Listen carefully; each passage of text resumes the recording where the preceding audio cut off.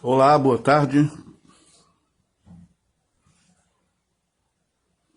Vamos começar em poucos minutos. Nós vamos estar trazendo aqui uma palavra de Deus, tá bom?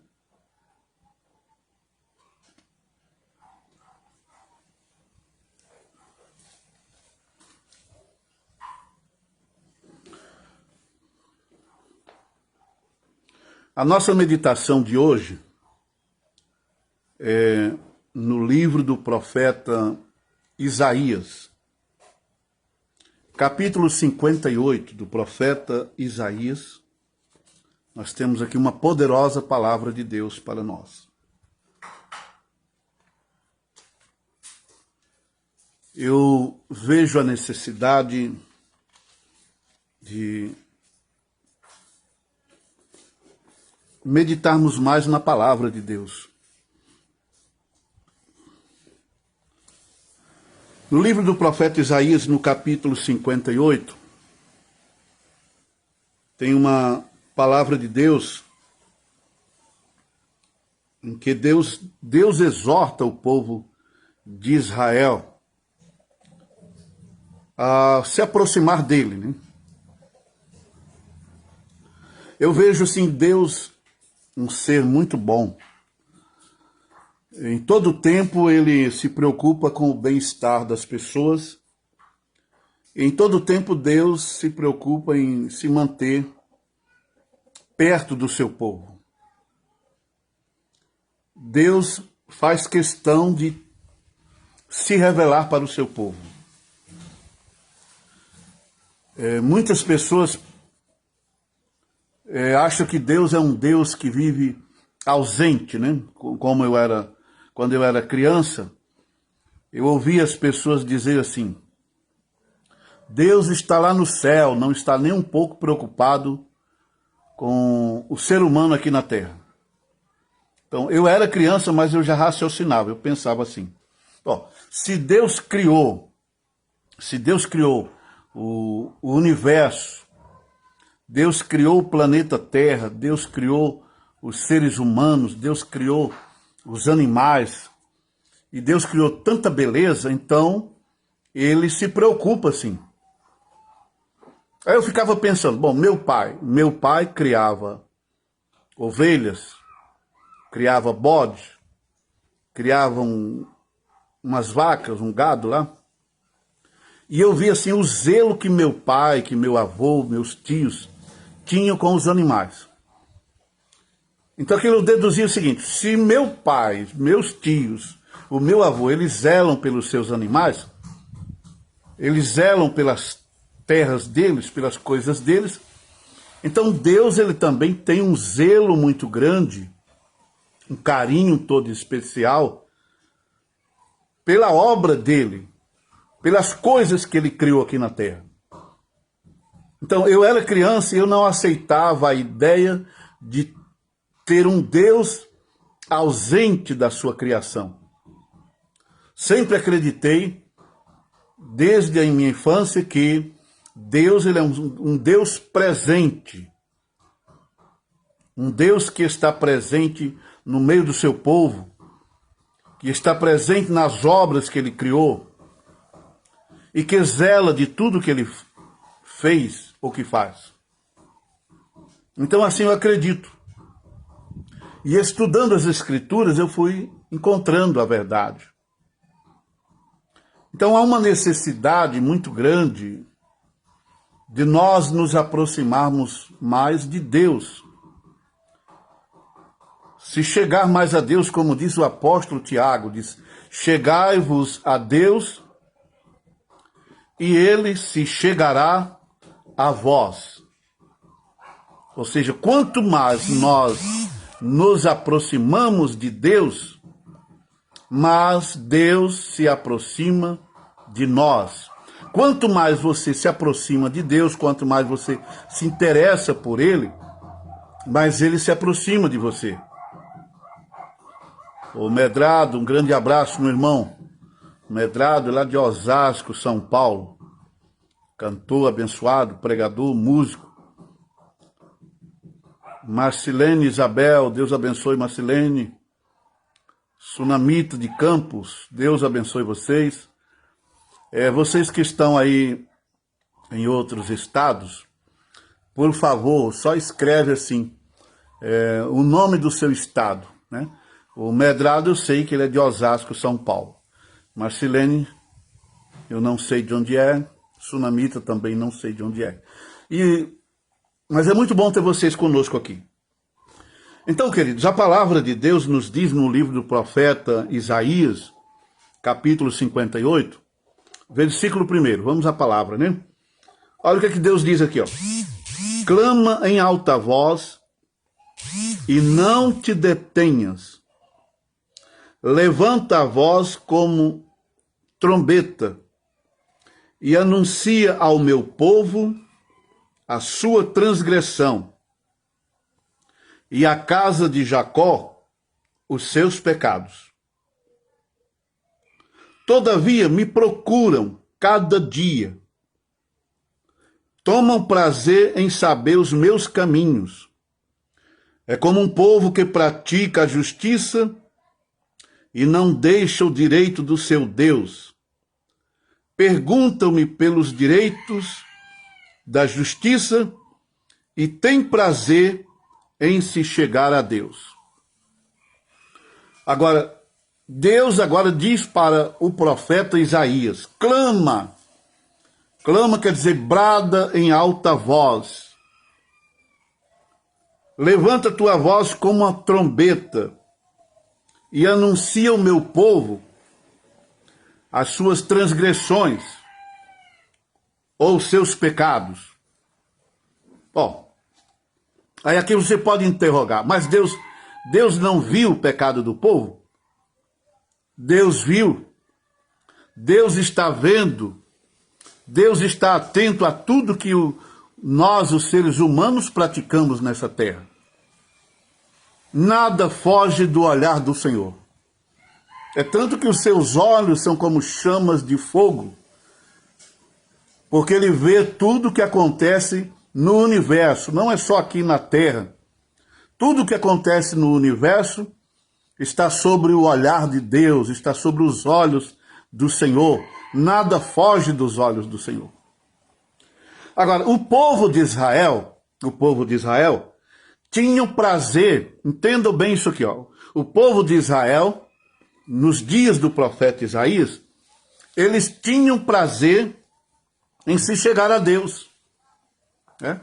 O povo tinha prazer em congregar, o povo tinha prazer em oferecer sacrifícios, né? O povo tinha prazer em aprender a teologia da época, o povo tinha prazer em aprender as leis de Israel e as leis de Deus, o povo tinha prazer de adorar, o povo tinha prazer de orar. Não é diferente de hoje, não é diferente dos tempos atuais. Que o povo tem prazer de congregar. O povo tem prazer de ouvir a palavra. O povo tem prazer de lotar os templos, de ir para os shows gospels. O povo tem prazer de frequentar as faculdades de teologia. O povo tem prazer de ouvir muita gente pregando heresia. O povo tem prazer. Agora, Israel tinha um problema. Eles aprendiam, eles ouviam, eles procuravam congregar, eles se interessavam pelas coisas de Deus, mas eles não praticavam a justiça de Deus. Entendam bem isso aqui. Alguma semelhança com o povo brasileiro? Bem parecido, não é? Bem parecido. Agora, Deus ordena ao profeta Isaías pregar, confrontar com o povo de Israel, com a liderança de Israel, com os sacerdotes e com toda a nação, os seus pecados. Viu? E o próprio Deus estava dizendo, pois é um povo que todavia me procuram. Todavia, o tempo todo procuram Deus. O tempo todo eles falam em nome de Deus. O tempo todo eles glorificam e dão glória a Deus. Em todo tempo eles procuram se interessar até de falar de Deus, mas não praticam a justiça de Deus. Agora Deus estava querendo que Israel praticasse a justiça. O povo tinha prazer em jejuar, o povo jejuava, o povo orava. Mas era um povo de coração insensível. Eles não tinham o prazer de obedecer às leis de Deus, os santos mandamentos de Deus.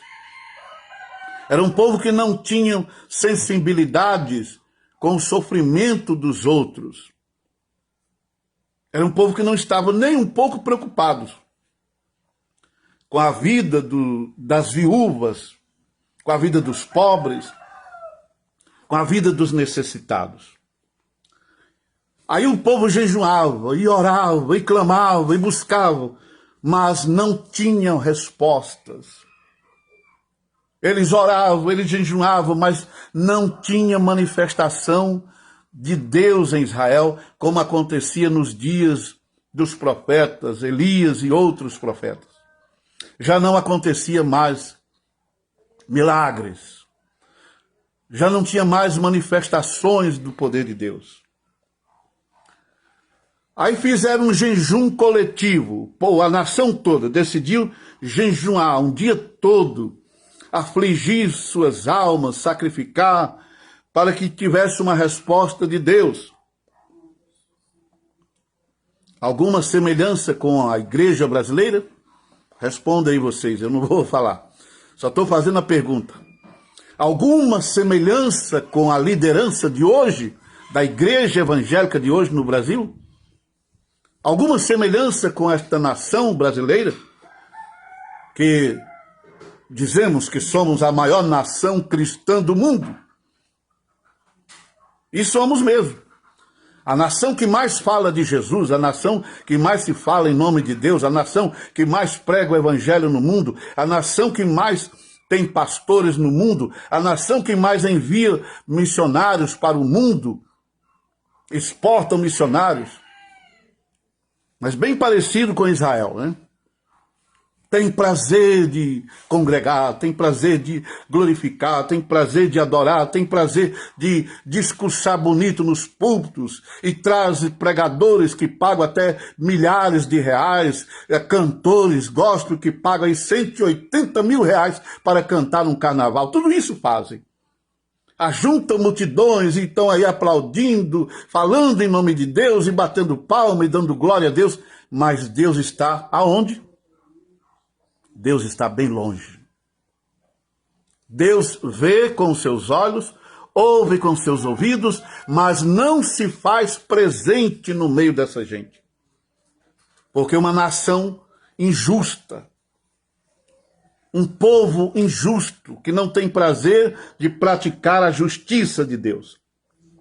Agora, depois do jejum coletivo, ficaram toda a nação, homens e mulheres e crianças, em jejum e orações, e não teve resposta. Aí perguntaram, por que jejuamos nós e tu não atentas para isso? Por que afligimos a nossa alma e tu não sabes? Bem parecido com a igreja brasileira, né? Que tiram dias e dias e semanas e meses de jejum e de oração, mas infelizmente já não acontece mais manifestação do Espírito Santo, do poder de Deus, como acontecia no passado, como eu também já vi. Viu? E jejuamos, e clamamos. Mas por que não está acontecendo os milagres? Por que as coisas estão tão difíceis? Estamos igual a Israel. Por que jejuamos, Senhor? E tu não atentas para o nosso jejum? Porque oramos e tu não responde às nossas orações? Porque afligimos nossas almas te buscando e já não estamos vendo mais as manifestações do teu poder? Aí Deus respondeu para o profeta Isaías falar para o povo: é porque no dia em que jejuais, é para o vosso próprio contentamento, e requereis todo o vosso trabalho. Isaías capítulo 58, versículo 3. Observe na sua Bíblia, hein? O povo estava perguntando, por quê? Por quê? Por quê, Senhor? O Senhor não atenta para os nossos jejuns? Por que o Senhor não responde às nossas orações? E Deus respondeu, é porque no dia que vocês estão orando, no dia que vocês estão jejuando, no dia que vocês estão sacrificando a vida de vocês, é só com interesses pessoais. Vocês só estão fazendo esse sacrifício de tolos para que eu possa satisfazer as vossas vontades, os vossos desejos, atender os desejos do vosso coração. Vocês não estão fazendo um sacrifício que me agrade, que me chame a atenção, que venha atrair a minha presença para vocês. É por isso. E eis que para contendas e para debates é que jejuais, para dardes punhadas impiamente uns nos outros. Não jejueis assim, como hoje, para fazer ouvir a vossa voz no alto. Quer dizer que o povo estava orando e jejuando para se vingar dos seus inimigos. O povo estava orando e jejuando, mas no fundo do coração, eles tinham o desejo que Deus exterminasse os seus adversários, que fosse na família, que fosse no governo de Israel, que fosse lá dentro da própria congregação judaica, ou que fosse no meio da Palestina. Era para isso que o povo jejuava, para Deus manifestar sua ira, sua fúria do céu, para destruir seus inimigos. O jejum para buscar seus próprios interesses. A pessoa, por exemplo, a pessoa quer, é como acontece hoje, as pessoas não fazem um jejum se humilhando diante de Deus. Olha, Senhor, eu pequei, eu errei, e não faz um jejum de humilhação, como Davi fez. Quando Davi errou, vocês conhecem a história, eu já não vou repetir nesta live, porque eu falei agora há poucos dias, numa outra live, eu falei dos crimes de Davi, dos pecados de Davi. Mas quando o profeta foi lá e confrontou com Davi, aí Davi acordou para a realidade e entrou num propósito de jejum e oração. 7 dias. 7 dias de jejum e oração. Clamando a Deus, confessando a Deus a maldade do coração dele. Confessando a Deus a iniquidade dos pensamentos deles. Confessou para Deus o seu pecado, o seu erro. Né? Ele planejou, ele maquinou tomar Betseba de Urias. Tudo foi planejado na mente de Davi. Depois que ele se relacionou com Betseba, aí ele mandou chamar Urias para vir jantar com ele. Jantando na mesa do rei. Oh, como tem obreiro besta, né? Como tem obreiro besta que tem prazer de atender os convites para jantar, para almoçar na mesa do seu pastorzão presidente. Às vezes o cara está tramando o mal contra ele. Foi o que Davi estava fazendo.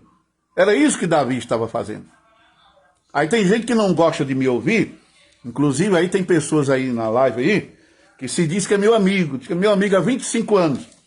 Mas um dia desse eu estava pregando umas verdades assim, aí ele falou para um outro amigo meu, que agora eu estou pregando heresia, que eu virei um pregador de heresia. Olha só como é que é. O cara diz que é amigo da gente, que come na mesa da gente, que admira a gente. Mas quando a gente prega umas verdades que vai direto no problema dele, aí ele não gosta de ouvir a verdade, Aí ele vai dizer para o outro colega dele, que é colega meu, né, que eu estou pregando heresia. Se isso for heresia, então Davi manda chamar Urias para jantar com ele, para comer na mesa com ele, no palácio com ele. Mas Davi já tinha um plano na mente dele de mandar assassinar Urias. Cuidado com seus líderes, viu? Muito cuidado com sua liderança. Sabe quem foi que planejou isso? Davi, o grande homem, segundo o coração de Deus, que tomou a esposa de Urias, pegou a mulher de Urias, fez um filho na mulher de Urias. E quando ela informou que estava grávida, mandou chamar Urias para jantar com ele, jantar com o cabra lá. Sabe? Rapaz, você vê a iniquidade do coração do ser humano como é. A maldade. E o pobre do Urias jantando lá na mesa do rei, tomando vinho com o rei, a banda, a orquestra sinfônica do palácio tocando. Os colegas de Urias lá na batalha, ele preocupado com os colegas dele na frente da batalha, enquanto estou aqui jantando com meu rei, meus colegas estão lá se acabando na luta, na guerra. Mas o mal, a maldade estava na mente e no coração de Davi, que já estava planejando o mal. Como planejou e executou, que mandou abandonar Urias para que Urias fosse assassinado, fosse morto lá no quente da batalha. Gente, cuidado com seus pastorzão aí. Cuidado. Hoje estão dizendo que eu estou pregando heresia porque eu convivi com essa gente da mais alta cúpula das Assembleias de Deus no Brasil. Foram 40 anos trabalhando. 40 anos pregando, 40 anos confrontando, 40 anos esperando que os homens mudassem, mas ficaram de mal a pior. E eu confrontei tanto lá que depois me botaram para fora. Me botaram para fora das igrejas, porque eu confrontei com a verdade. Porque o interesse dessa gente não é na tua alma. Esse povo não estão interessado na alma de ninguém. Esse pessoal não está interessado em ter suas igrejonas cheias de gente, os púlpitos cheios de obreiro. Não é pela tua alma, não. É pelo trabalho que você pode fazer. Enquanto você estiver trabalhando, enquanto você estiver se doando, enquanto você tiver um pouquinho de força, eles estão sugando suas energias. Enquanto você tiver um trocadinho para dar dízimos e oferta lá nas igrejonas deles, você é bem aceito, é querido. Mas no dia que você receber uma palavra de Deus e confrontar com eles, na primeira vez eles não te põem para fora não, mas já te dão um aviso. Se você for uma segunda vez, eles te chamam numa sala secreta e te dão uns conselhos para você mudar. Olha, irmão, cuidado, não faz assim, porque a nossa cartilha aqui é assim. Aí você vai dizer, mas a minha cartilha, a Bíblia Sagrada diz assim. A Bíblia diz assim, mas a nossa cartilha aqui, os nossos estatutos aqui nos bastidores é diferente. E se você continuar confrontando, um dia eles te põem para fora. Então, cuidado com essa gente. Cuidado com eles. Aí você diz, mas o que é que eu vou fazer? Permaneça firme na fé em Jesus. Olha, não desvia do evangelho por nada. Não abandona a sua fé em Jesus por nada. Seja mais crente hoje, amanhã, do que já foi no passado. Agora que você tem que ser mais crente do que já foi. Mas não se apeguem a homens, não se apeguem a líderes, a pastores, a bispos, apóstolos, vice-deus, que agora só falta agora ter vice-deus, né? Daqui mais uns dias eles vão consagrar os vice-deus para ser o segundo lugar aí. Né? Cuidado com essa gente. Mas seja crente. Jesus não mandou a gente seguir homens. Você não vê Jesus em nenhum momento dizendo, ó, siga fulano, siga Beltrano, siga... Ele disse, quem quiser quem quiser vir após mim, siga-me. É Jesus que diz. Ninguém é obrigado a servir o Senhor Jesus. Ninguém. Mas quem quiser vir após mim, quem quiser andar comigo, quem quiser ir morar no céu, tome sua cruz e siga-me. Porque ele que disse, eu sou a porta, eu sou a porta. Se alguém entrar por mim, salvar-se-á. Então permaneça andando com Jesus, permaneça caminhando com Jesus, permaneça servindo ao Senhor Jesus. Mas não se apegue aos sistemas, não se apegue a homens, não se apegue a líderes. Se você já viu que o seu líder, que o seu pastorzão aí está enquadrado lá em Ezequiel 34, sai fora dele. Eu sempre falo isso, Ezequiel 34, né? Você quer saber quem é o seu pastor? Quer saber quem é o seu líder? Quer saber quem é o dirigente da sua congregação? Quer saber quem é o pastorzão, presidente da sua convenção? Quer saber quem é o pregadorzão aí? Que anda nos púlpitos das igrejas, arrastando multidões e cobrando aí 10, 15, 20, 30, 40, 50, 100 mil reais, 180 mil reais, como agora uma certa cantora famosa aí foi cantar num show carnavalesco, né? Agora é o show carnavalesco. Crentes, pastores, fazendo shows carnavalescos. O único interesse, olha, tem multidão para ter oferta, para ter dinheiro. E a cantora zona lá cobrou 180 mil. Não sou contra, não sou contra. Cuidado. Aí, o que a palavra de Deus diz aqui, ó? Voltando aqui o texto sagrado aqui. Israel estava desse mesmo jeito. Faziam festas solenes, né? As festas religiosas de Israel arrastava multidão de gente do interior para a capital de Jerusalém, gente de todo canto, da Grécia, daqueles países vizinhos. Todas as festas, festa da Páscoa, festa dos tabernáculos, festa disso, festa daquilo, o povo estava lá. Mas Deus não estava presente na vida do povo. É aqui, está escrito aqui, ó. Aí o povo orando e jejuando e clamando e buscando e aprendendo e lutando e congregando, mas não tinha a presença de Deus com eles. Ah, Senhor, por que acontece isso? A resposta de Deus foi, é porque quando vocês oram, vocês não oram com coração sincero, vocês não jejuam com coração contrito, confessando os pecados de vocês, vocês não procuram me agradar, vocês não fazem uma adoração para agradar o meu espírito até vocês. Vocês só estão orando, vocês só estão jejuando, vocês só estão congregando, buscando seus próprios interesses. Né?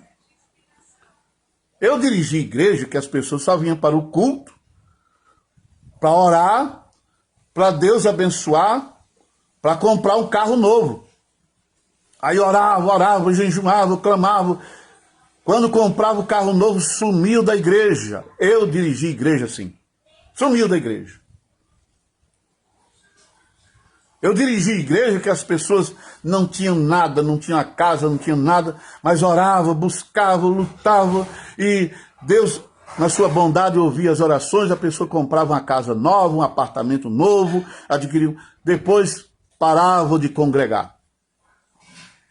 Eu conheci pessoas solitárias, vivendo numa solidão tremenda, outros que ou estavam na igreja hoje, amanhã estavam no mundo, né? Isso é um problema muito sério, essa questão de solidão, é um problema muito sério. As pessoas estão na igreja, mas de repente caem lá no mundo.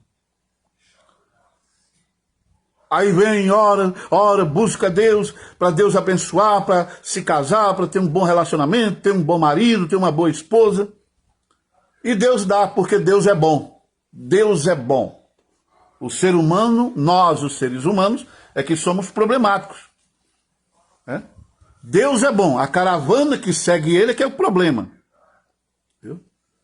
Mas Deus é bom, o tempo todo Deus é bom.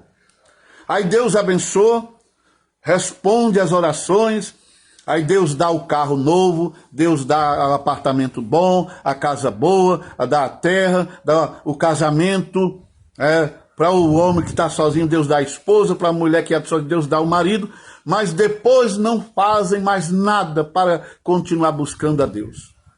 E quando busca, é buscando interesses pessoais. Assim estava o povo de Israel. Assim estava o povo de Israel. Não buscava a Deus com interesse de conhecer a Deus, de ter intimidade com Deus, de ter experiências com Deus. É como muitos crentes de hoje. Não oram, não jejuam, quebrantando o seu coração, confessando o pecado, como Davi depois confessou, né?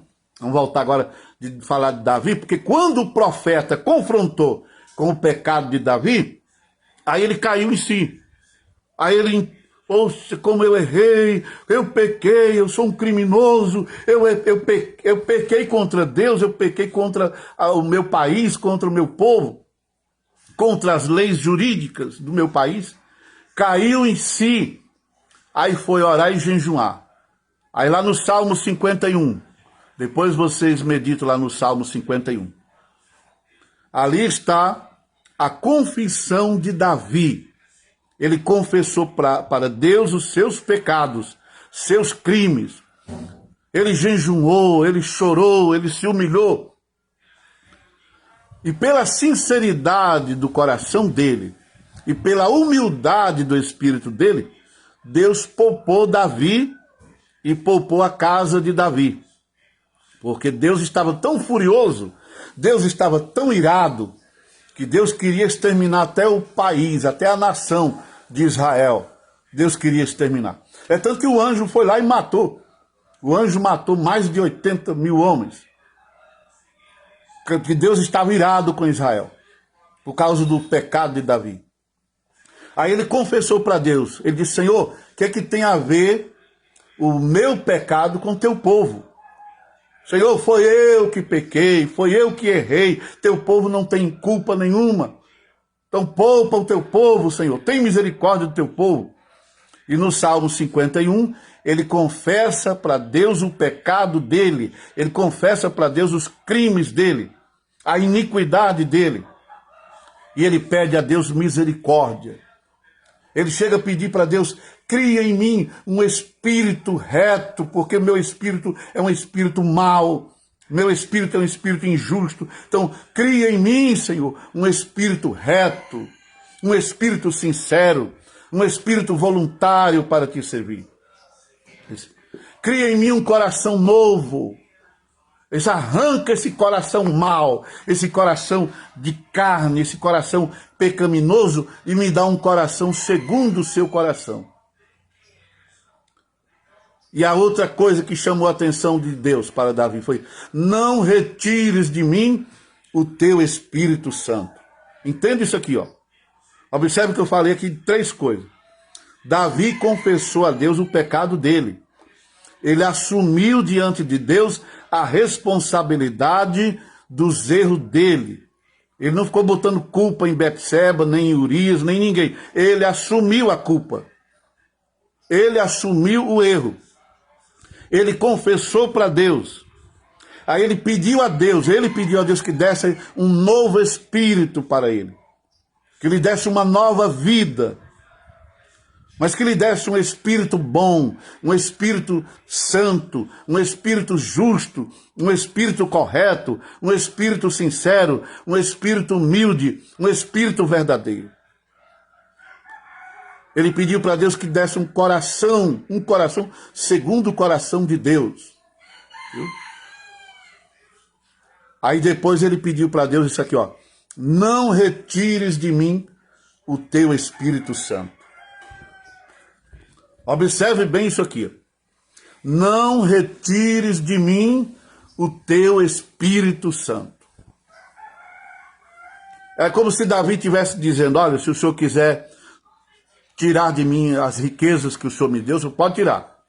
Se o Senhor quiser me tirar do poder, se o Senhor quiser levantar um outro rei para ficar em meu lugar, o Senhor pode levantar. Mas não retires de mim o teu Espírito Santo. O Espírito Santo. Glória a Deus, eu estou sentindo aqui a presença dele aqui.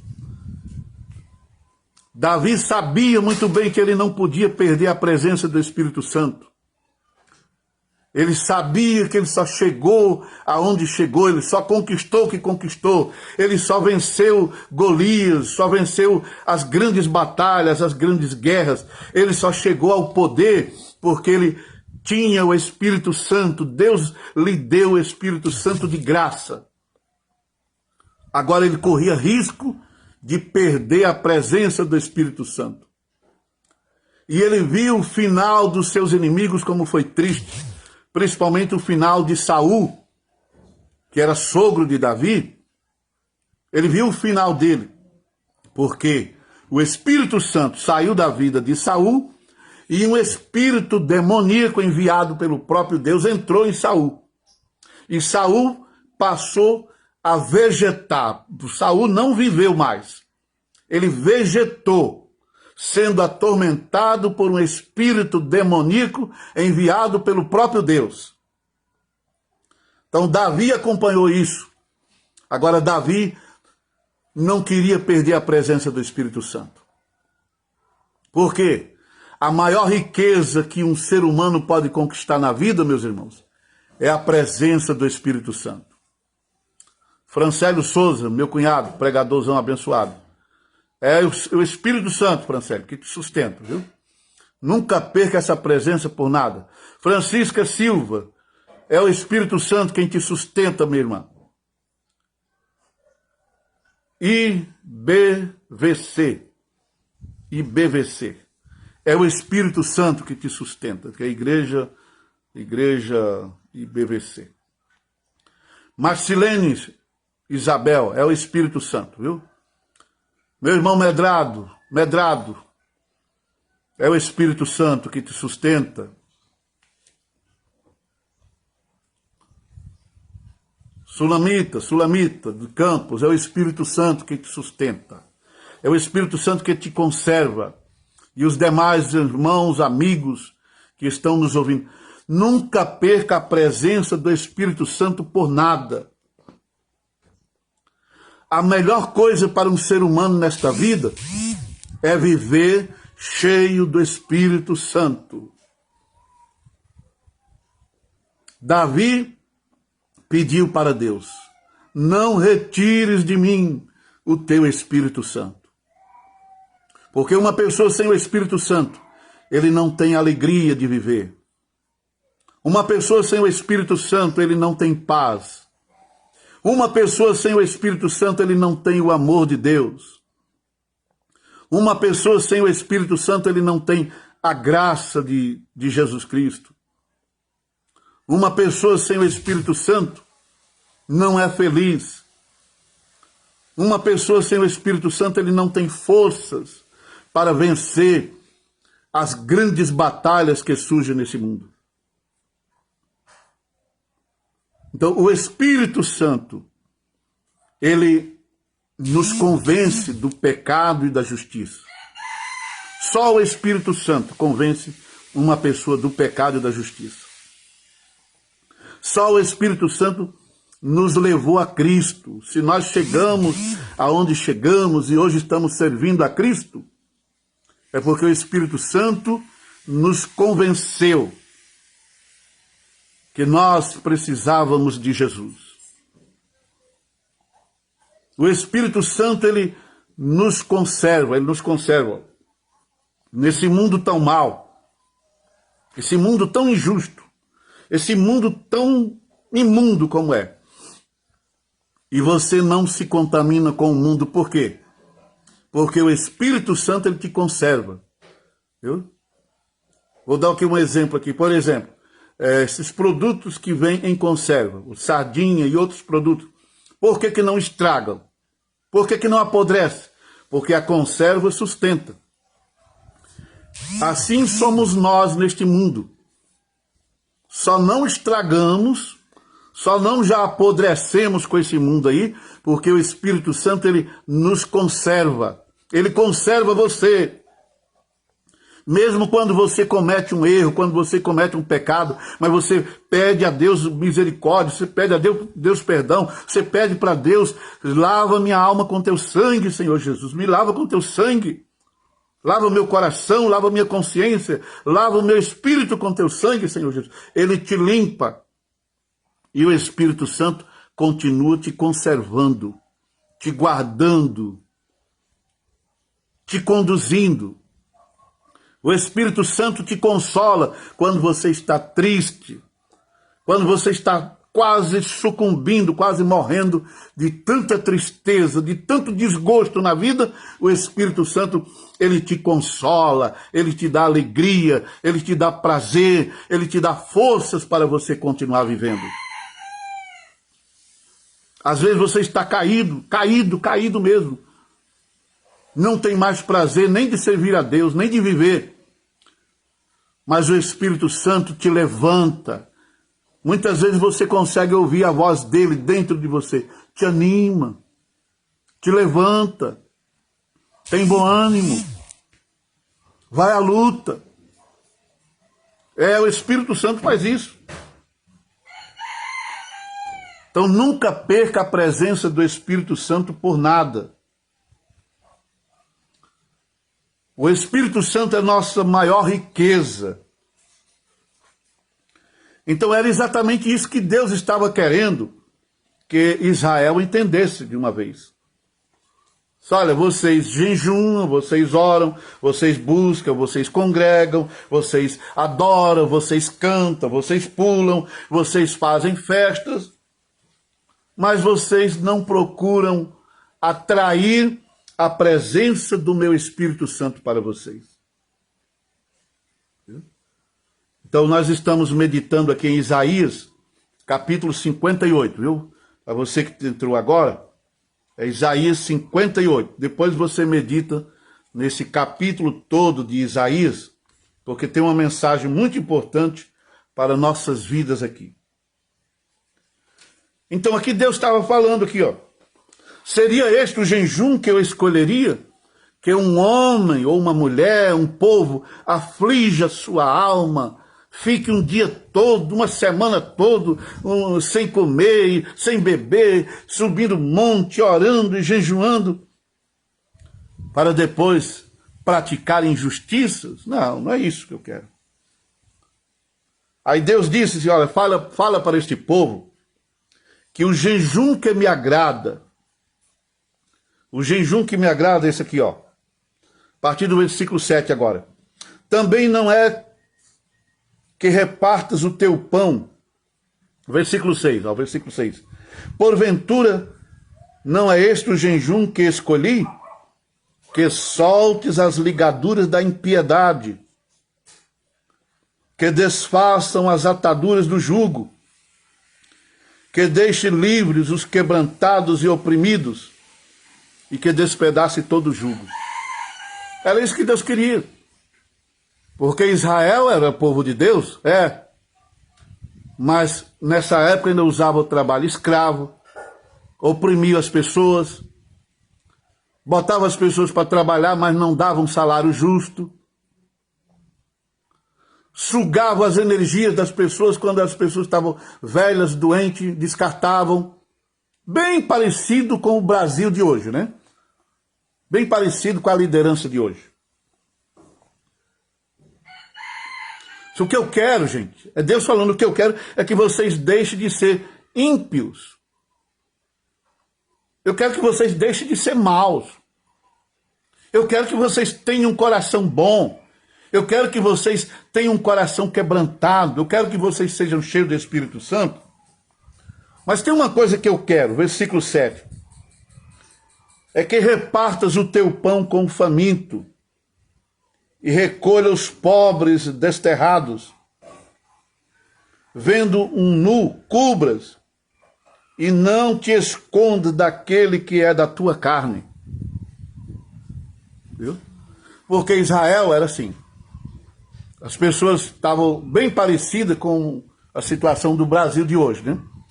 Você chega aí em São Paulo, chega lá em São Paulo aí, o Medrado que mora em São Paulo sabe como é que é. Está lá nas portas das igrejas, aquela multidão de morador de rua. Nas portas das igrejas, multidão de morador de rua, chamada Cracolândias. E os pastorzão passam com seus carrões importados. Se o pobre do morador de rua ficar no meio, passa o carro por cima. Os moradores de rua fazem questão de ir morar nos fundos das igrejas, ao lado das igrejas, que é para ver se, é Deus fazendo isso, que é para ver se a liderança acorda para a realidade, de cuidar daquelas pessoas, até porque a maioria daqueles moradores de rua, a maioria daquelas pessoas que estão na Cracolândia, são crentes desviados, é filho de crente, é filho de obreiro, é filho de pastor, é evangelista, pastor velho desviado. Eu estou falando isso porque eu trabalhei em São Paulo e eu ia evangelizar esse povo. Viu? Então o que é que Deus quer? Deus está dizendo isso, olha, o que eu quero que vocês façam de verdade é isso aqui, ó. É que vendo um necessitado, vê alguém com fome, dê pão para ele. Reparta o teu pão com o faminto. Vê alguém nu, cubra, vista ele. Alguém está morando debaixo das pontes, vão lá, junta um bocado de crente aí, uma multidão de gente, vai lá, leva coberta, leva roupa, leva calçado, leva um medicamento, leva o socorro. E para os líderes, tanto os líderes governamentais como os pastorzão presidente, né, que arrecadam milhões, que comprem terras, comprem umas chácaras boas, e cria umas casas de apoio para essa gente, chamadas as famosas casas de recuperação. Cria casa de recuperação. Cria lar para cuidar dos idosos. É isso que eu quero de vocês. Deus está dizendo, eu não estou interessado que vocês tenham grandes catedrais com 15, 20 mil pessoas e aquela multidão de gente aplaudindo, dando glória, mas o povo lá fora está passando fome, estão abandonados, estão passando situações difíceis. Eu não estou preocupado se vocês passam o dia, a semana, um mês, orando, jejuando, mas não socorrem o necessitado. O que eu quero é isso. Que recolha os pobres desterrados, os abandonados, os doentes, cure eles, cuide dos doentes. E vendo alguém nu, vista, dê uma roupa para ele, cuide dele. E não te escondas daquele que é da tua carne. Quer dizer, é um ser humano igual a você, tem carne e osso igual a você. Ele tem uma alma vivente igual a você. Só não tem a força, não tem o recurso, não tem a capacidade mais que você tem. Então é isso que eu quero de vocês, Israel. É isso que Deus está dizendo. É isso que eu quero de vocês, ó liderança das igrejas evangélicas brasileiras. É isso que eu quero que vocês façam, ó pastores, presidente de convenção, da Madureza, da CGADB, das demais convenções pretensiosas que tem por esse país, da Universal, do reino do enriquecer. É isso que Deus quer de vocês.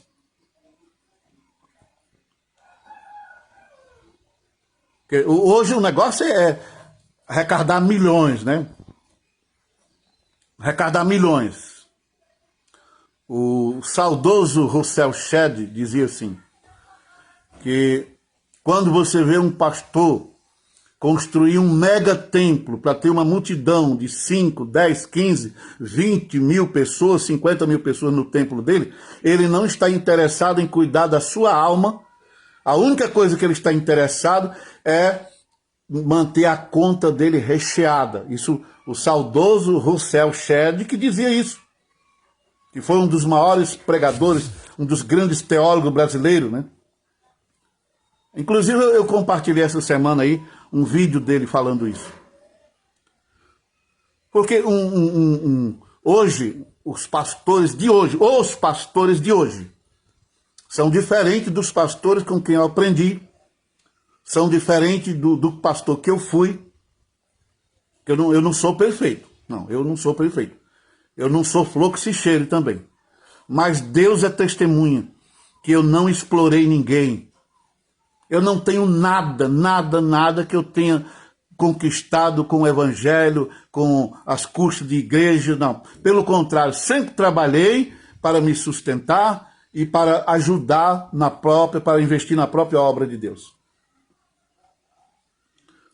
Mas a Bíblia diz, a palavra de Deus diz que o obreiro é digno do seu salário. Entende isso aqui, ó. Entendam isso. A Bíblia está dizendo, esse livro aqui diz, que o obreiro, ele é digno do seu salário. O salário para se sustentar a família. Ele é digno de morar numa casa boa, de andar num carro bom, né? Não precisa ser Mercedes-Benz, não precisa ser Ferrari, não precisa ser Lamborghini. Um carro brasileiro, um carro nacional. Para ele andar com sua família, resolver as coisas. E é digno de um salário para se sustentar. A Bíblia não está dizendo que o obreiro é digno de ser milionário, bilionário, trilionário, porque agora eles querem ser isso. Os pastores de hoje, os pastores da atualidade, viu? De mil tira um que não seja assim. O negócio deles é arrecadar milhões, ser milionários, bilionários, trilionários. A Bíblia não está dizendo que o obreiro, o pastor, é digno de ser milionário, de ser bilionário, de ser trilionário. A Bíblia diz que o obreiro é digno do seu salário.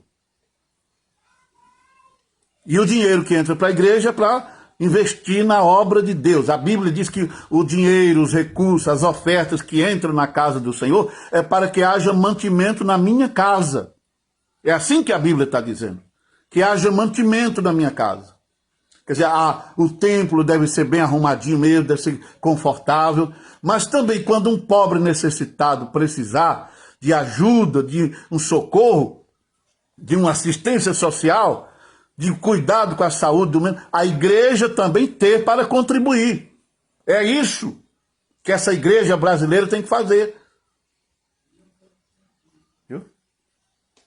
É isso que Deus está dizendo aqui, ó. Tira das ruas, tira da Cracolândia, tira debaixo das pontes aqueles que estão morrendo abandonados lá. Aqui a igreja é bilionária, né? Bilionária, trilionária, né? A igrejona aí da Madureza aí tem muita mansões nos Estados Unidos, mansões aí que custa 35 milhões e muitos templos e muita riqueza. Então por que não cuida do seu próprio povo? Obreiros que trabalham igual escravo, Eu conheço no Nordeste, obreiro que trabalha o dia todo na roça, na construção civil, em alguma obra. Quando chega o final do dia, os que têm a moto, pegam a moto. Os que não têm moto, pegam a bicicleta e vai quilômetros de bicicleta, dirigir culto, fazer obra. E todo o dinheirinho que entra na congregação, às vezes congregaçãozinha pobre, o povo pobre, mas arranca tudo quanto é dinheiro para mandar para o presidente deles lá. Tudo vai para os presidentes. Que desde que inventaram essa história de pastor presidente, que a igreja mudou. Eu conheci uma igreja evangélica, e eu não estou tão velho ainda. Eu só estou com 64 anos. Ainda vou completar.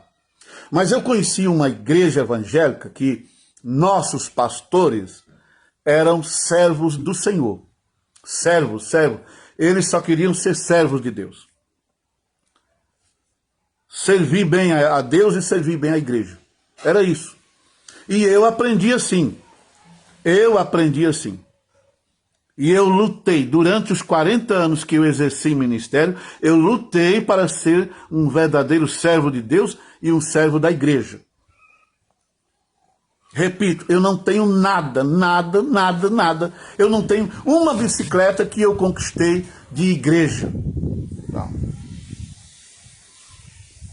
E Deus nunca me deixou faltar o pão de cada dia, Deus nunca me deixou faltar a roupa boa, Deus nunca me deixou faltar a moradia, Deus nunca me deixou faltar um transportezinho simples. Mas eu procurei, eu lutei. Quando eu pastorei, eu criei orfanato para cuidar de crianças. Eu criei casa de recuperação para recuperar dependentes químicos. Eu criei lar para idosos. Cuidar de pastores velhos abandonados. Porque é isso que a Bíblia está dizendo. É a Bíblia. É a palavra de Deus que está dizendo. Ó. O que eu quero de vocês é que vocês repartam o pão com o faminto. Recolha os pobres, desterrados, abandonados. Recolha eles. Mas botar dentro da sua casa, não. A igreja é rica, a igreja tem dinheiro, a igreja de hoje é a igreja rica. Compra chácaras boas, compra terra boa e botam homens experientes, homens competentes, obreiros bons, para tirar esses moradores de rua, para recuperar essas vidas. Ah, mas nós não temos alguém, então me chame, que eu vou ensinar como é que faz. Me chame, me convide, que eu vou ensinar como é que recupera a gente. Eu trabalhei nesses projetos e chegamos a recuperar mais de 3.000 homens. Eu sei como recuperar. Jesus me ensinou como recupera um dependente químico. Então, se a igreja brasileira fizer isso, se a liderança brasileira fizer isso, socorrer o pobre, o necessitado, o desempregado, aquela família que está doente, né? Quantos irmãos que trabalharam anos e anos na obra, construindo templos, desbravando, lutando, dizimando, ofertando. Hoje estão muitos deles doentes e não recebem uma visita dos seus pastores. Muitos deles aposentados com uma aposentadoriazinha que às vezes não dá para comprar o remédio, mas não recebe lá uma ajuda, uma cesta básica da igrejona que ele tanto ajudou. É assim que funciona.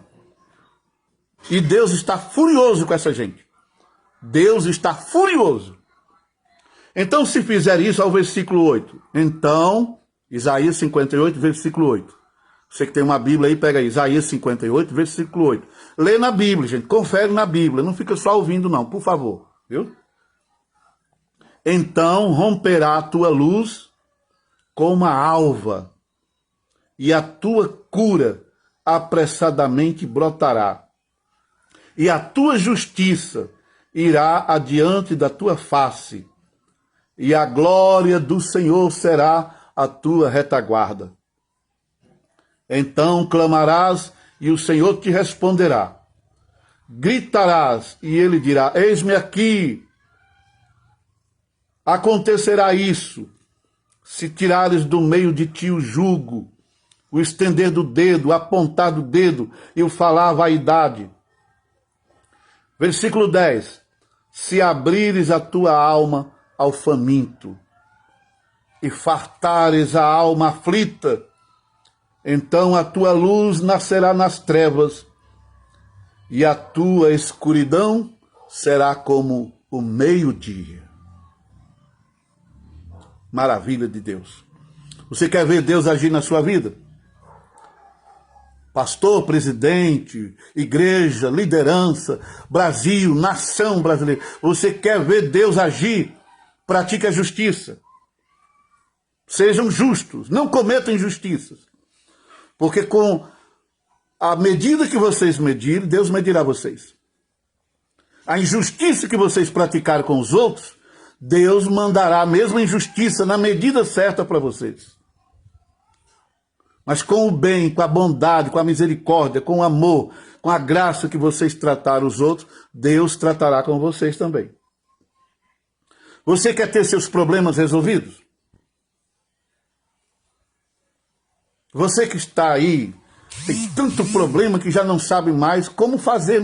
É tanto problema que você já não sabe mais qual é a prioridade para ser resolvido. Olha que Deus está falando aqui. Ó. Você quer seus problemas resolvidos? Então, pratique isso. Façam isso. Socorra o aflito. console o aflito, levante o caído, restaure o ferido, alimente o faminto,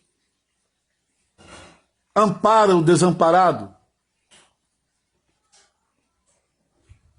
vista o que está nu, visite um enfermo no hospital, orem por eles lá no hospital, visite um presidiário no presídio, vão numa casa de recuperação, pelo menos ver como funciona, vão num lar de idosos, ver como estão cuidando dos velhinhos lá.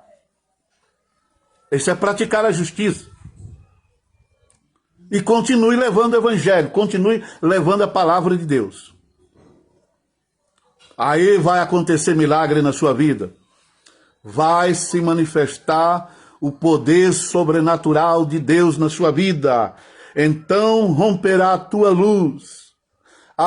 Que haja luz na sua vida. A luz vai brilhar na sua alma. A luz vai brilhar nos seus caminhos. Essa luz que é Jesus, que dissipa as trevas, ele vai iluminar a sua vida. Então romperá a tua luz como a alva, ou seja, como o amanhecer do novo dia. As trevas vão desaparecer, a luz vai brilhar. E a tua cura, a cura, se você está doente, você vai ser curado. A tua cura apressadamente brotará. Você pode estar condenado à morte. O médico pode ter dado um diagnóstico, não tem mais jeito. Mas se você praticar essa justiça de Deus aqui, você vai dizer, a tua cura apressadamente brotará. A doença vai sair do teu corpo, vai sair da tua alma, vai sair do teu espírito. A morte não vai resistir à manifestação do Espírito de Deus na sua vida. Pratique a justiça e a tua justiça irá adiante da tua face. Quando você pratica a justiça, o próprio Deus dá ordem para que a justiça seja o seu escudo.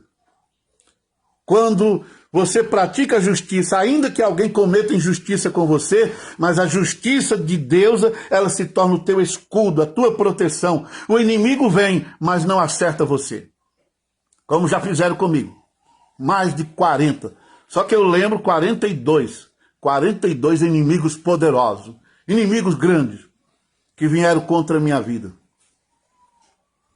Todos eles estão lá debaixo da terra seca, debaixo da gaveta de mármore, né? Por quê? Porque eu sou bom? Não. É porque a justiça divina, a justiça de Deus, a justiça que eu luto para praticar, não estou dizendo que eu sou perfeito na prática da justiça, mas que eu luto, essa justiça, ela me protege. Essa justiça, ela é meu escudo. Essa justiça é a minha rocha. Dardo inflamado nenhum do maligno consegue nos acertar. Essa justiça divina, ela te livra do laço do passarinheiro. Ainda que Satanás esteja jogando laço para laçar a tua alma, Deus corta o laço, Deus quebra a lança, queima o carro no fogo e Deus ainda diz para você, aquiete-se, meu filho. Aquieta, filha, fica sossegado, porque eu estou pelejando por você. A minha justiça é que batalha por você. A tua justiça irá diante da tua face. E a glória do Senhor será a tua retaguarda. A glória quer dizer, a luz, o poder de Deus está na tua retaguarda, como uma muralha, um muro para te proteger. Viu? A glória de Deus se torna o teu guardião, a tua guardiã. Aí quando clamares, quando você orar, o Senhor já diz, o Senhor te responderá. Eis-me aqui. Viu? Versículo 9, Isaías 58, versículo 9. Então, quando clamares, o Senhor te responderá.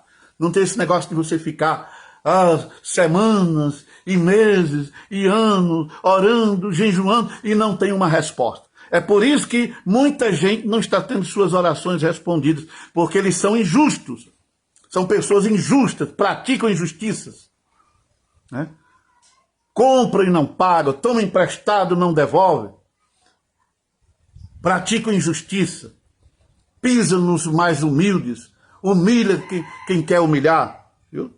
Aí depois fica aí orando, morrendo. Está morrendo Viu? Está se acabando. Nem o médico cura, nem Deus cura, mas ele está lá, ela está lá. Então, se você praticar a justiça, quando você clamar, o Senhor te responderá. Quando gritares, quando pedir socorro, ele mesmo dirá, eis-me aqui, meu filho, eis-me aqui, minha filha, não temas, eu estou contigo, eu estou aqui para te ajudar, não temas. Como Pedro. Pedro estava caminhando por cima das águas. Que maravilha, né? Olhando para Jesus e caminhando por cima das águas. De repente Pedro afundou. Mas quando Pedro afundou, ele clamou, Senhor, me socorre, me salva. Na hora, não foi em seguida, minutos, na hora. O Senhor estendeu a mão e levantou Pedro, lhe tirou Pedro das águas, das profundezas. Disse, não temas, homem de pouca fé. Viu? Quando você grita por socorro, Deus está dizendo, eu estou aqui, minha filha, eu estou aqui, meu filho, para te abençoar, para te ajudar, para resolver seus problemas. Pratique a justiça. E acontecerá isso, quer dizer, vai acontecer sim na sua vida. Vai acontecer grandes milagres na sua vida. Deus vai fazer maravilhas na sua vida. O plano de Deus com sua vida não encerrou. O que Deus planejou para você é muito maior do que você imagina. A bênção que Deus tem para você é tão grande que você vai ficar assim, de boca aberta. Você vai dizer, eu não mereço. Mas pratique a justiça. Não continue no erro. Não continue sendo injusto. Se abrires a tua alma ao faminto, versículo 10. Se abrires a tua alma ao faminto e fartares uma alma aflita, então a tua luz nascerá nas trevas e a tua escuridão será como meio-dia. Viu? Esse é o segredo. Se abrir a tua alma para abençoar uma alma faminta, a tua luz nascerá nas trevas. E se houver escuridão na tua vida, essa escuridão será como meio-dia, porque o Espírito da glória de Deus, o Espírito Santo, o Espírito Eterno, o Espírito da verdade, o Espírito da justiça, ele vem sobre você. Ele pousa em você, ele repousa em você, ele transforma a sua vida. Como está escrito em 1 Samuel capítulo 6, versículo 10. Acho que é 6 e 10.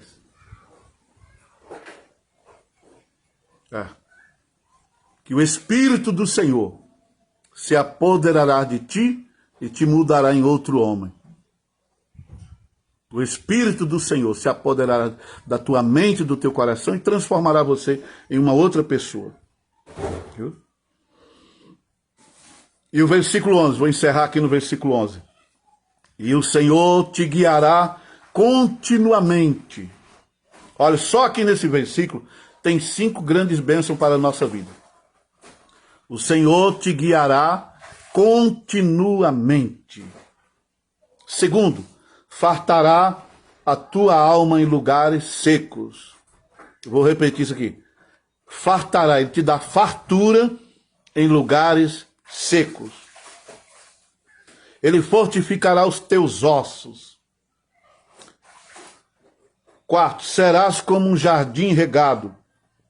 E 5, serás como um manancial cujas águas nunca faltam. Ou seja, quando nós praticamos a justiça divina, quando nós fazemos as coisas como Deus quer, então Deus nunca abandona o seu servo, nunca. Deus nunca vira as costas. O Senhor te guiará continuamente. Ele nunca vai te deixar. É a palavra dele, não te deixarei, nem te desampararei.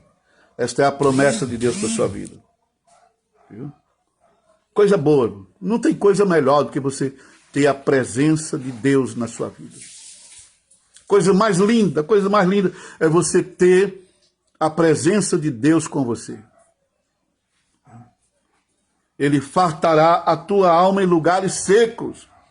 Ou seja, você pode estar passando por um deserto, mas Deus sempre prepara uma mesa com fartura para você. É aquilo que está escrito no Salmo 23, né? O Senhor é meu pastor, nada me faltará, deitar-me faz em pastos verdejantes, guia-me mansamente às águas tranquilas, refrigera a minha alma, guia-me pelas veredas da justiça por amor do seu nome, e daí por diante. E prepara uma mesa, Deus prepara uma mesa, Deus prepara um banquete para você na presença dos teus inimigos. Os teus inimigos vão ter que ver a mesa que Deus preparou para você. Os teus inimigos vão ter que ficar olhando a fartura na tua casa, na tua mesa, porque a palavra de Deus, ele fartará a tua alma.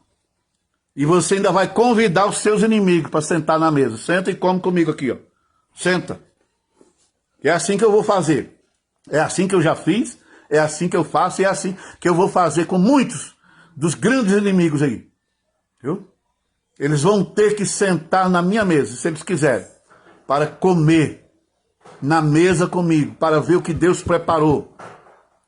Porque Deus prepara um banquete para você na presença dos seus inimigos. Deus lhe dá fartura. Com essa fartura não é só de pão, não, é de tudo, irmão. É fartura da graça, fartura de alegria, fartura de felicidade, fartura do amor, fartura de misericórdia, fartura de bondade, fartura de vida.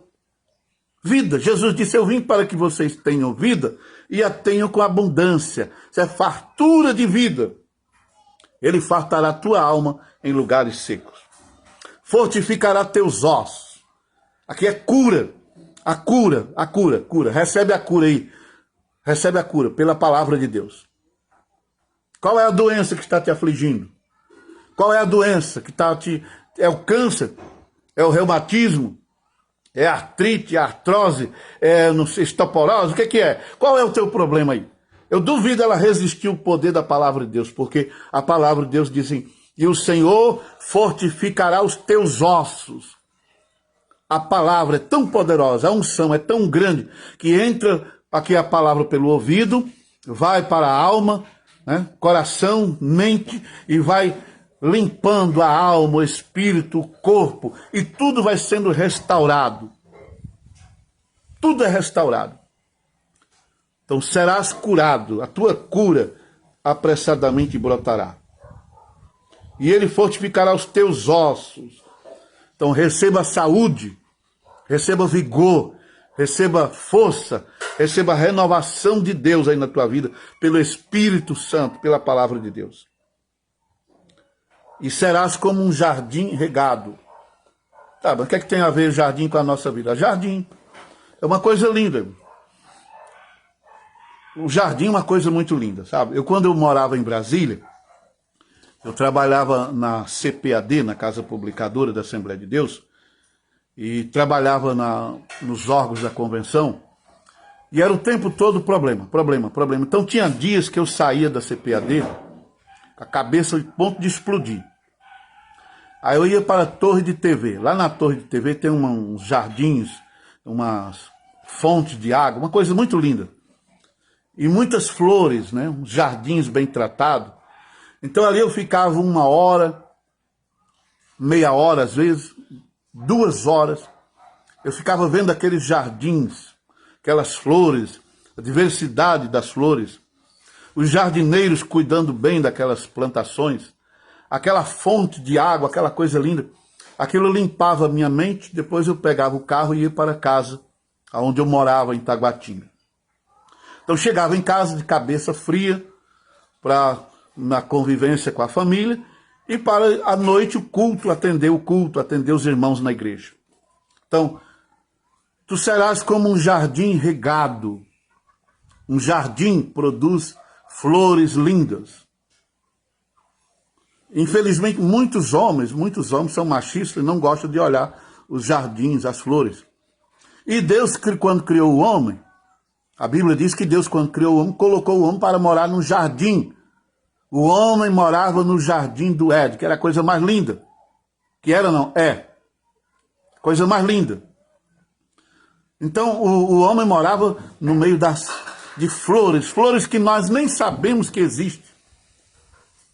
Era assim que o primeiro homem morou, num jardim, onde o próprio jardineiro era o próprio Deus, era ele que cultivava tudo para o homem. A sua vida será, a partir de agora, como um jardim regado, produzindo belezas. E jardim produz flores, as flores exalam um bom cheiro, um aroma suave, agradável. Assim será a sua vida, exalando o bom perfume de Cristo para esse mundo. Olha, tem muita gente aí precisando te ouvir. Muita gente precisando ouvir suas mensagens através da música, através da pregação, através do ensino. Milhões de pessoas. Através das suas boas obras, exale o bom perfume de Cristo. Assim será a sua vida. E serás como um manancial, cujas águas nunca faltam. Manancial. Onde tem manancial, as pessoas gostam. Aonde tem muita água, tem vida. Aonde tem muita água, tem presença de Deus, pois a Bíblia diz que Deus habita nas muitas águas. É assim que a palavra de Deus diz. Que Deus habita nas muitas águas. Então, aonde tem muita água, Deus está muito presente ali. Aonde tem água, tem prosperidade, tem fartura, tem muito peixe. Né? Tem fartura, as pessoas têm mesas fartas. Aonde tem muita água, tem oxigênio puro. As pessoas têm saúde, porque respiram oxigênio puro, não tem poluição onde tem muita água. Onde tem muita água, tem beleza, que os olhos gostam de ver. Assim será a sua vida a partir de hoje. Serás como um manancial cujas águas nunca faltam. E é onde tem manancial, atrai gente, atrai pessoas. As pessoas gostam de morar em mananciais. É como hoje eu moro numa ilha. Né? Hoje eu moro numa ilha, cercado de águas. Me alimento de peixes, de marisco, de alimentação da melhor qualidade. E foi exatamente isso que recuperou minha saúde. Depois de 40 longos anos de trabalho na obra de Deus, quase que morri, né? Quase que morri. E esses homens aí fora quase me mataram, né? Quase me mataram, essa turma aí fora aí. Toda essa liderança aí de fora aí. Os inimigos que eu tanto ajudei, eles quase me mataram. Você sabe o que é servir ao inimigo? Sabe o que é servir ao inimigo? Foi assim, eu servi aos inimigos. E eles me massacrando. Aí Deus é tão bom, que Deus, quando viu que eu ia morrer, me tirou do hospital, me botou para morar numa ilha, restaurou minha saúde, curou minhas feridas, me consolou, me fortaleceu, me levantou, me deu poder e autoridade para confrontar com esse sistema religioso bruto, injusto e cruel, que é estas lideranças dessas Assembleias de Deus no Brasil. E essa liderança toda aí, que precisam se voltar para Deus. Essa raça precisa se voltar para Deus, se arrepender dos seus crimes, se arrepender das suas ganâncias, se voltar para Deus com o coração sincero. E se são pastores de verdade, que pastoreia o povo. Pastoreia. Viu? Mas para você que está me ouvindo aqui, você está saindo daqui desta live agora abençoado. Você está saindo daqui fortalecido. Você que entrou nesta live aqui hoje, e você permanece aí, por quê? Você foi conduzido por Deus. Você até já teve vontade de sair, já deu vontade de sair fora, mas o Espírito de Deus te sustentou aí. E nesta tarde, Deus diz para você, se levante, tenha bom ânimo. Tenha bom ânimo. Viu? Tenha coragem. Saia dessa depressão. Não aceite a depressão. Não aceite esta situação. Porque o que Deus preparou para você é muito melhor. Jeremias, parece que Jeremias capítulo 11, versículo 29, eu acho que é isso.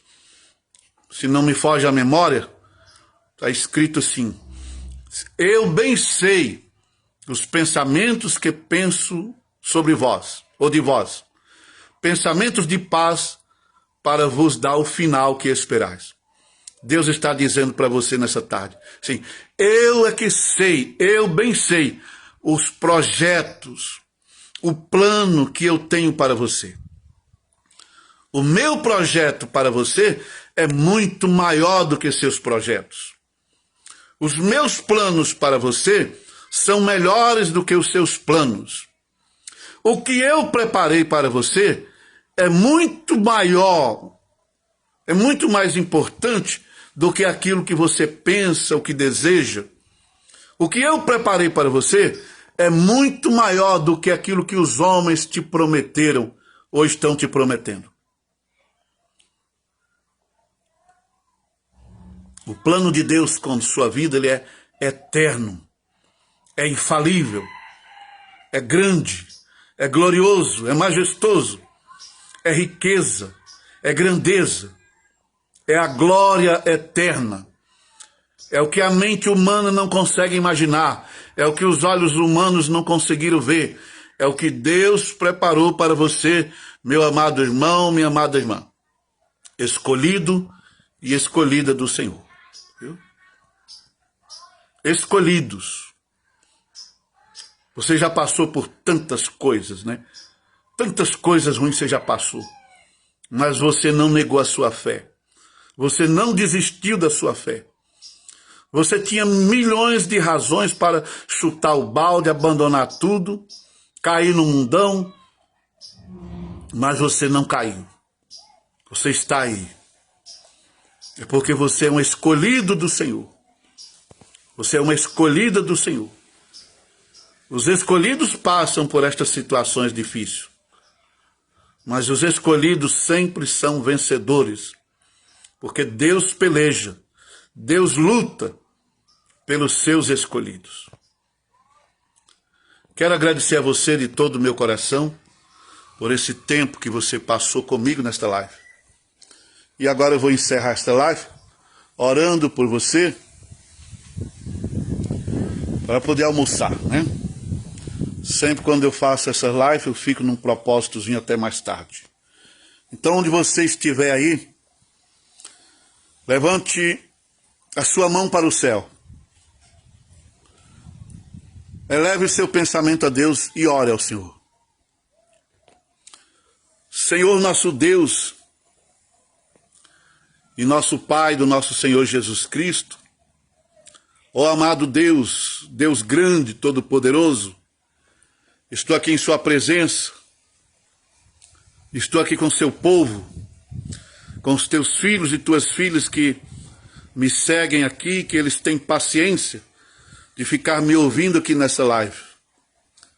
Eu quero pedir em favor de cada um desses homens. Eu quero te pedir, Senhor, em favor de cada uma dessas mulheres, em cada um dos seus familiares. Eu quero te pedir, meu Deus, por tudo que o Senhor fez na cruz, pelo grande sacrifício que Jesus realizou na cruz. Eu quero lhe pedir por este povo. Por favor, estenda sua boa mão sobre a vida desse homem, sobre a vida dessa mulher, sobre a vida da sua família, sobre os seus projetos, sobre suas causas, sobre as necessidades deles, Senhor. Abra os céus agora, por favor. Vá ao encontro dessas pessoas. Em primeiro lugar, perdoa-lhes os seus pecados. Perdoa, Senhor. Perdoa porque o ser humano peca. Nós pecamos por pensamentos, por palavras e obras. Ninguém é perfeito diante da tua santidade. Mas o Senhor é santo, é justo e perfeito. Então nos aperfeiçoa, nos santifica, nos limpa, nos abençoa, nos lava com teu sangue, Senhor Jesus. Há poder no teu sangue, Senhor Jesus. Lava a consciência de cada um dos teus filhos. Lava a alma de cada um dos teus filhos. Lava o coração. Cria dentro de cada um de nós um espírito novo, um espírito justo, um espírito santo, um espírito reto e voluntário. Cria em nós um coração novo. Arranca de nós esse coração mau, esse coração pecaminoso e nos dá um coração igual ao seu. Um coração puro, limpo e verdadeiro. Nos dê a sua paz, Senhor. Envia sobre nós o Espírito Santo. Manifesta a presença do teu Espírito Santo em cada vida, em cada um de nós. E nos abençoa aqui, meu Senhor. Abençoa todos esses moradores aqui. Meus vizinhos e vizinhas, abençoa todos. Abençoa cada pessoa que vai ouvir esta live. Aonde quer que esta mensagem chegue, em qualquer parte do Brasil e do mundo, que essa mensagem vá limpando os corações. E que o teu poder alcance a todos. A quem está doente, dá a saúde. A quem está necessitado de algum bem, abra as portas dos teus tesouros e envia os recursos. A quem está precisando de um milagre, de transformação na sua própria vida, só o Senhor pode transformar. E assim, abençoa teu povo. Abençoa a tua igreja, socorre a tua igreja neste país, meu Deus. Livra-nos dos lobos cruéis, gananciosos e avarentos que estão por aí. Socorre a tua igreja nesse país. Faça justiça nesse país. Socorre-nos, Senhor. Nos livra dos cães gulosos. Nos livra dos lobos devoradores. Pai amado, em nome do Senhor Jesus, olha para esta nação. Socorre esta nação, meu Deus. Socorre esta nação. Socorre o nosso Brasil. O Brasil é seu, meu Deus. Este país é teu. Estende tua boa mão sobre este país, sobre esta nação. Nos livra de tanta injustiça, de tanta maldade. Envia teus anjos para guerrear em nosso favor. Abençoa o Brasil. Abençoa Israel. Abençoa a tua igreja. Abençoa teu povo na face da terra. Salva as nações. Liberta os povos. E continua me abençoando, que é a minha família. Nos abençoa, Pai. Em nome do Senhor Jesus. Em nome do nosso Senhor Jesus Cristo. Nos abençoa. Fica conosco e nos dá a tua paz em nome de Jesus.